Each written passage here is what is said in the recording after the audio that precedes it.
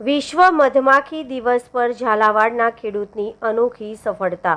ધાંગધ્રાના ગાંજણવાવ ગામના ખેડૂત ભરતભાઈ ડેડાણીયાએ સર્જી મીઠી ક્રાંતિ। સુરેન્દ્રનગર જિલ્લામાં સૌપ્રથમ મધમાખી ઉછેર કેન્દ્ર શરૂ કર્યું। માત્ર 50 પેટીથી શરૂઆત, આજે 600 પેટી સાથે વર્ષનું 5 થી 7 ટન મધ ઉત્પાદન। શ્રી રામરસ હની બ્રાન્ડે અમદાવાદ, મોરબી સહિત અનેક શહેરોમાં જીત્યો વિશ્વાસ। પીએમ ઈજીપી યોજના હેઠળ 8 લાખની લોન અને 3 લાખની સબસિડીનો મળ્યો લાભ। બાગાયત વિભાગ દ્વારા મધમાખીની પેટીઓ પર 50% સબસિડી મળી। ઓર્ગેનિક ખેતીવાળા વિસ્તારોમાં જ મધમાખીની પેટીઓ મૂકી શુદ્ધ મધનું ઉત્પાદન। તલ, વરિયાળી અને અજમાના અલગ અલગ પ્રકારના મધનું ઉત્પાદન।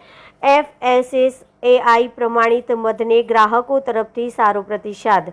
મધમાખી ઉછેરથી આસપાસના ખેતરોમાં પરાગનયન વધતા ઉત્પાદન ક્ષમતા વધી। સ્થાનિક મહિલાઓ અને બિહારના શ્રમિકોને પણ મળ્યો રોજગાર।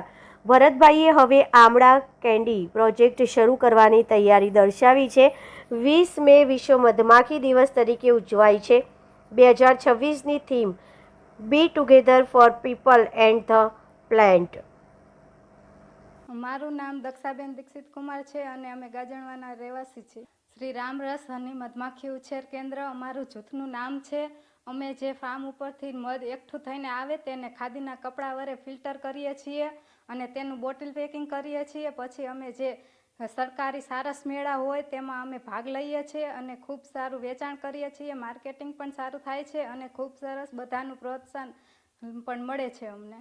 मेरा नाम रोशन कुमार, मैं बिहार से हूँ।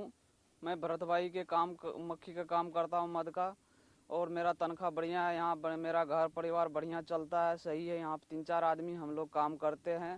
बहुत अच्छा मालिक है, बढ़िया पैसा दे रहा है, अच्छा है। पूरा मेरा परिवार घर परिवार बढ़िया चल रहा है।